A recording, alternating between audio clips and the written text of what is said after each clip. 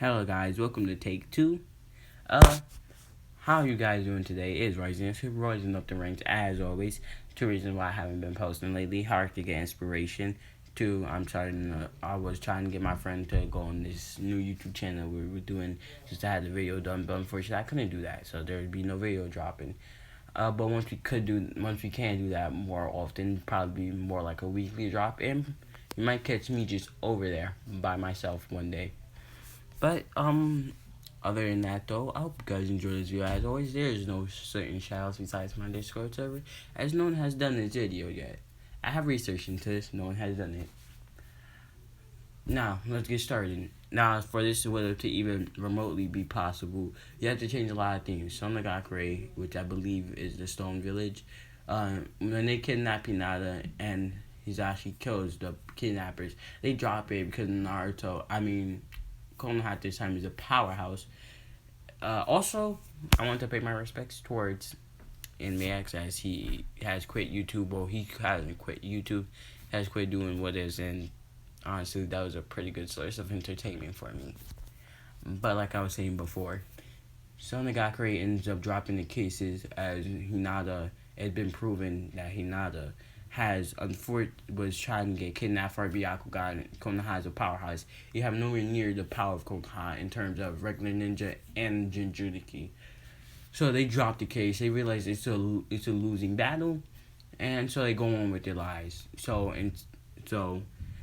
Neji's father does not die. So Neji does not adopt the mindset of fate controls everything and him hating the main branch.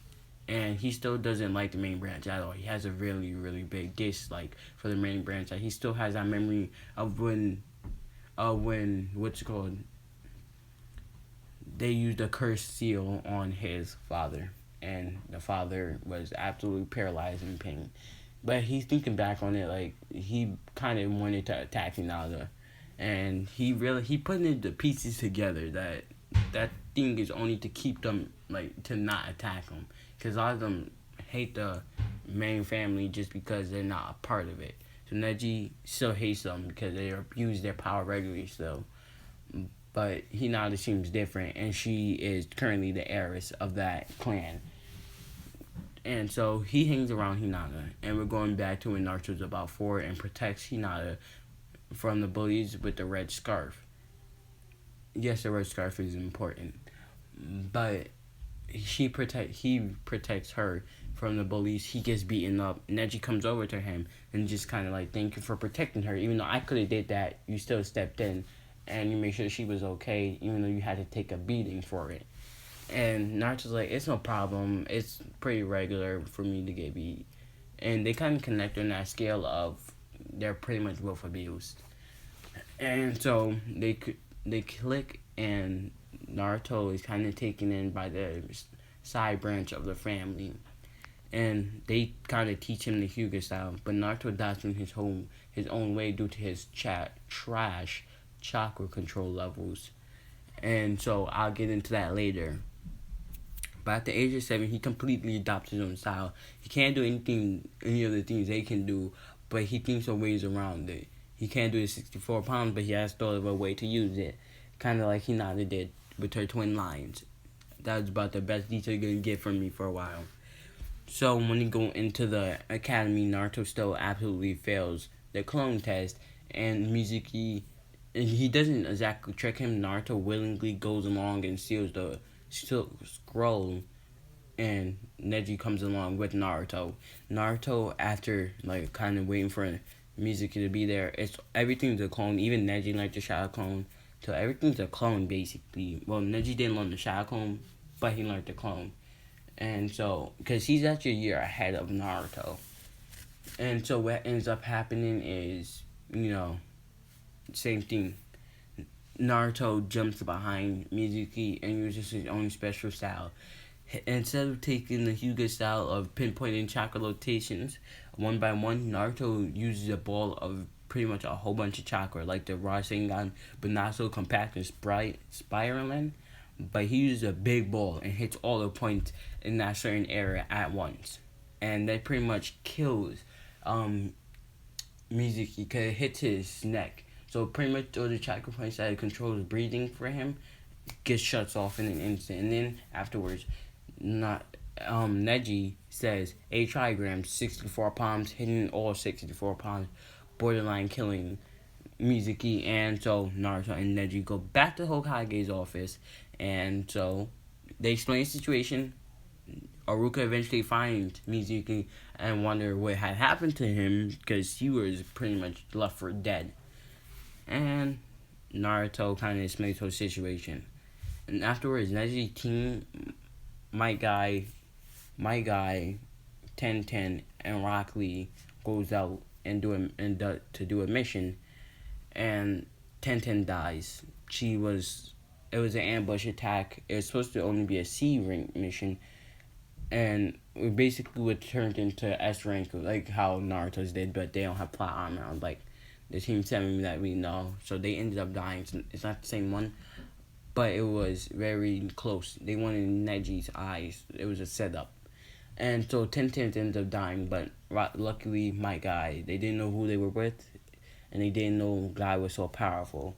My guy ended up overpowering them very easily, but at the cost as one of their teammates. So they're pretty much only a 3-man squad. They need someone to make up for that third member. They think about Hinata, and they think about Naruto, the best candidate, and they decide not to, as they want Naruto and Sasuke to be together. So instead, they're promoted to tuning. Neji and Lee is promoted to tuning pretty much instantly for their affairs. And Neji actually kind of protests and says, I killed a member of it. I should at least be a Jonin. They were all Jonin level. And so he actually gets promoted to Jonin. And they said, well, we're not going to send you any missions yet. You're too inexperienced. You pretty much got promoted out of pity. That's what all the others are thinking.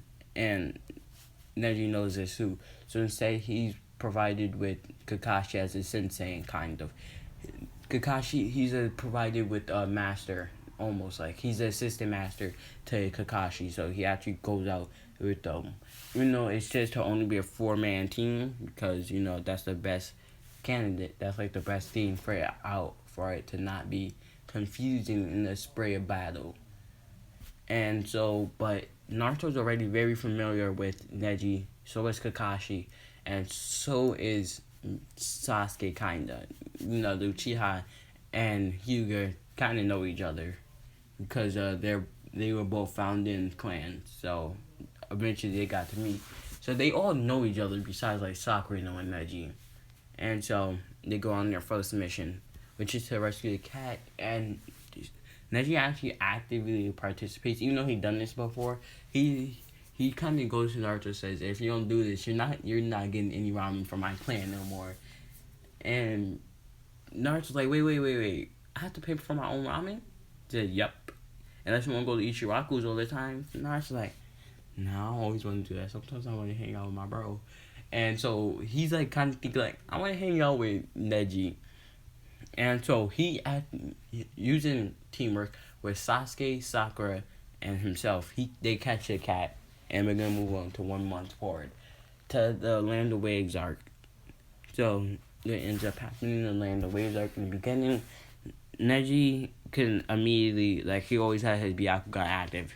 It's a form of PTSD from him not having his Byakugan active, and then seeing 1010 die in front of his face. So he always has it active when he goes out on missions, and if he don't, he feels very, very nervous and breaks out in cold sweats. So his chakra is pretty much always drained without on missions. And he immediately sees them, and he goes into full PTSD mode, and he immediately attacks the puzzles, even though Kakashi wanted to be a learning moment. And Kakashi kind of had to like nudge Neji, like, don't do it, we need this. And Neji calms down, unreleases his Byakugan, and says, I guess I need to chill out, Kakashi. She says, yes, now, look alive. And so when they went to go attack him, it looked like Neji and Kakashi had died, but neither one died. And Neji kind of sitting there anxiously waiting for his chance. But Sasuke easily dispatches it. Naruto again freezes up and gets that scratch, and then Sasuke Instead of Sasuke coming in and save him, Neji immediately jumps forward and kills the person. He strips off all their chakra points. He does the 128 palms instead of 64. He doesn't want them to live. And he actually strikes the heart afterwards. He does not want them to live at all. And Naruto kind of frightened because that's not the usual Neji he knows. And Neji's like, I just want to make sure no one gets hurt. And Kakashi explains the whole poison thing. Naruto's, instead of Naruto having the other vow, he says, Neji, this is a vow to you, especially. I promise never to get hurt again. I promise to become the strongest man. So you no longer have to protect me. And whatever you're suffering from, it could be cured, as you don't have to see no more people die. And he stabs his hand. And his hand pretty much stops the bleeding immediately. I hate he already has that giant adrenaline rush. And I'm going to equate what Neji going through to Tsunade. Instead of being so self-destructive about it from Tsunade gambling and drinking and all that, Neji goes about it in other ways. He trains all of the time. So he's actually very powerful. And so they keep moving on and everything happens as usual, but instead Neji wants to pull away from this mission, but Kakashi's like, don't worry about it, it'll be okay. And everything happens, and throughout the whole entire time, Neji's super anxious and ready to strike at everyone. But when he sees Zabuza or whoever that was, I believe it was Zabuza, so the snow bunny, he immediately attacks it. And he doesn't, he connects, but not kind of. He swipes at it, and he managed to hit Zabuza's shoe. And so, he has, a genuine piece of the shoe. Says, Kakashi, I told you I wasn't crazy, and someone was watching us. And he holds up the shoe piece. And Kakashi's like, well, this is getting interesting. And everything happens per usual, and the ways are, besides one small little detail. They form a new plan. Neji, instead, he goes in to attack Zabuza and distract him while Sasuke throws the whole Demon Wind Shuriken, and it comes back and loops around it. And then, halfway through looping, the other one, Naruto, goes off so they could cut him off and cut him in half, or have Neji just straight up hit him in the heart. And neither this plan doesn't specifically work, but Naruto goes on a fly, pulls out a whole bunch of shuriken and kunai and throws it at Zabuza. And so he has to pull away from Kakashi because he can't do what he did to Neji. He just swung his sword at Neji, so Neji instinctively backed away. And he's in between, and his sword is really heavy, so he's trying to pick it back up while Naruto throwing it off, and he can't, so he pulls his arm out and jumps backwards, releasing Kakashi from more in prison. And so, obviously, Naruto being the way he is, still wants to help, but he can't really do much. He knows enough chakra control to walk on water, though. So he helps out in that way. He tries to hit Zabuza in his legs a whole bunch, so he can just knock off those nerves, so he could fall in the water and can't get back up unless he swims. In that case, Naruto could just punch him in his face, and that would be the end of the fight, right then and there. Naruto keeps trying to punch at it, and eventually he does land a solid blow to one of his legs. And Zabuza wasn't expecting the nerves, the chakra points there, and the nerves really, to go loose, and one half of his foot slips in the water, and he wasn't expecting it, so he slips too, and Naruto uses his other hand, because he has both hands engulfed in chakra, and he kind of backhands Zabuza's leg, and Zabuza completely falls in the water, and he swims back up, and Naruto goes to punch him in his face, but Haku threw her senbon, but ice covered, and so it could go through the water and pierces Zabuza's neck. She picks the body up in the water and says, I'm gonna go back to the village with him, and then she goes on her way. Well, he goes on his way. And unfortunately again, but this time on the water, Kakashi collapses again, like I said. And he falls in the water, so Naruto has to kind of pick him up and hold him up. And he is very heavy, if you couldn't tell. So they drag Kakashi back to Almost the same says Tazina's place, and that's why I'm be leaving it off at. Hope you guys enjoy these videos as always. Again, this is very niche, so I hope to see a lot of love on this. And also, the like goal for this one is, let's go with 5, because this is a new series, and I'm not sure how interesting it's gonna be. So yeah, let's go with 5 likes. And other than that, though, I hope you guys enjoy this video as always. Like and subscribe to your friends and family or whoever you know, even TikTok, YouTube, anyone, Instagram about me. So they can hopefully check me out because I am trying to hit 1,000 subscribers by the end of 2021.